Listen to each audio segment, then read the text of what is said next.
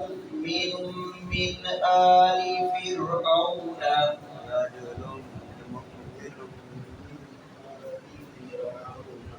يكتم إيمانه أتقتلون رجلا أن يقول ربي الله وقد جاءكم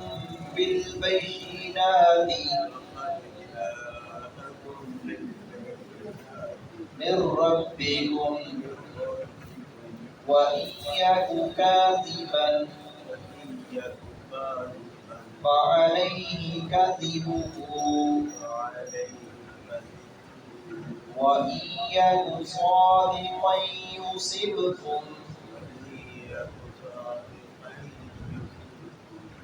بعض الذي يعدكم إن الله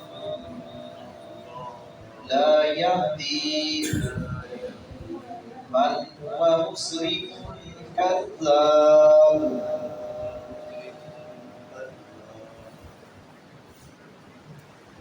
جہاد کی بھی کئی ایک اقسام ہیں،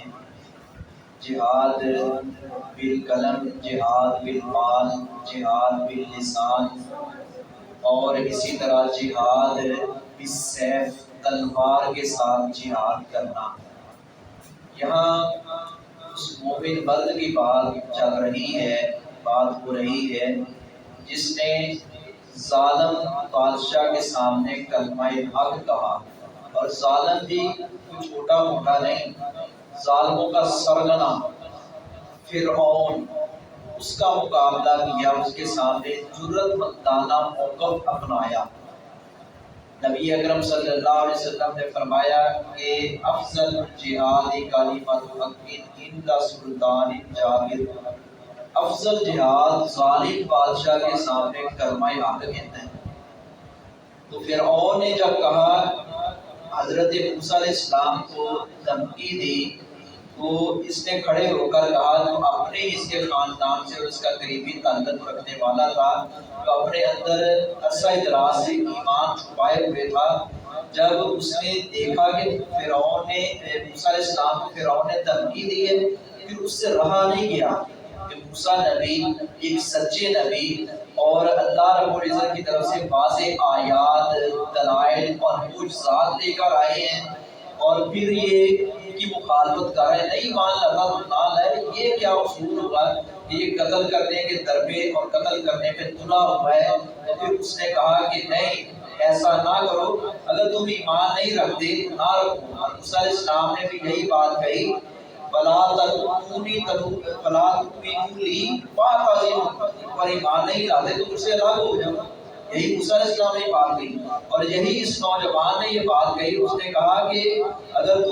تم اس شخص کو قتل کر رہے جو کہتا میرا رب اللہ ہے،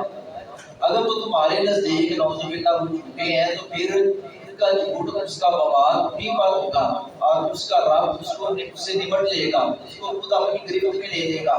اگر وہ سچا ثابت ہو گیا تو پھر جو عذاب جس کی بات ہو رہی ہے، تم اس عذاب کی زد میں آ جاؤ گے، پکڑے جاؤ گے۔ تو حضرت موسیٰ علیہ السلام کی اور مسلم دین کی ترجمانی بڑے خوبصورت انداز سے اس نوجوان نے کی، اور یہاں تک کہ اس کو ظالم بھی گردانا، کہا کہ اللہ رب العزت کے ظالموں کو ہدایت نہیں دیتا۔ یہ اس طرح کے کئی ایک واقعات ہیں۔ حضرت ابراہیم جد الانبیاء، انہوں نے توحید کی باتیں مارے کھائی ہیں۔ یہ قربانی جو ہم کرنے جا رہے ہیں، یہ قربانی کیا صرف اسی چیز کا نام ہے کہ ایک بکرا یا چھترا دمبا وغیرہ ذبح کر لیا، ایک ذبح کر لیا یا گائے ذبح کر لی اور سمجھ لیا کہ ہم نے قربانی کا حق ادا کر دیا ہے؟ اس کے پیچھے ایک مقصد ہے، اس کا ایک فلسفہ ہے، اور یہ قربانی سب سے بنیادی بات، پہلی اور بنیادی بات یہ ہے کہ ابراہیم نبی والا عقیدہ بنایا جائے۔ ابراہیم نبی نے بتوں کو پاس کر دیا ہے، توڑا ہے،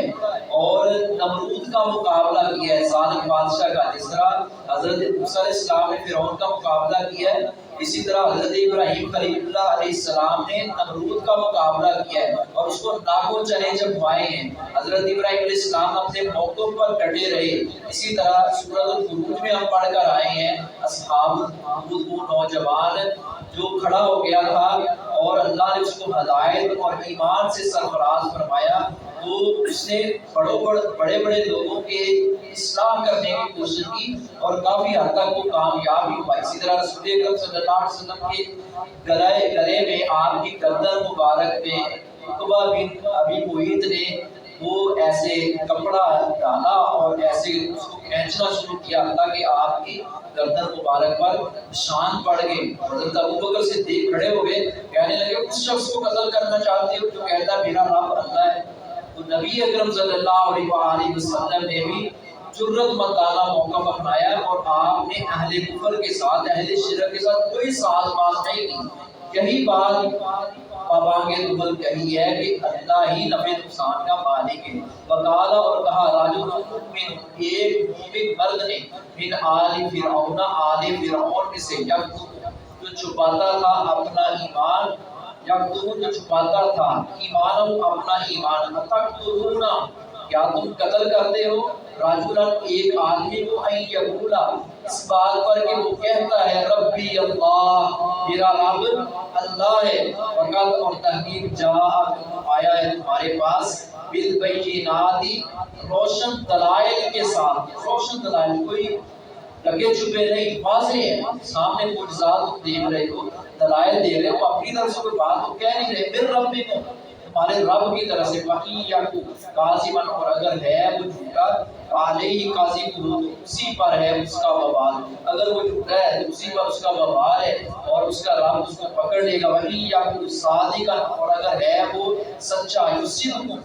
تو پہنچے گا تم کو بعض الذی کچھ حصہ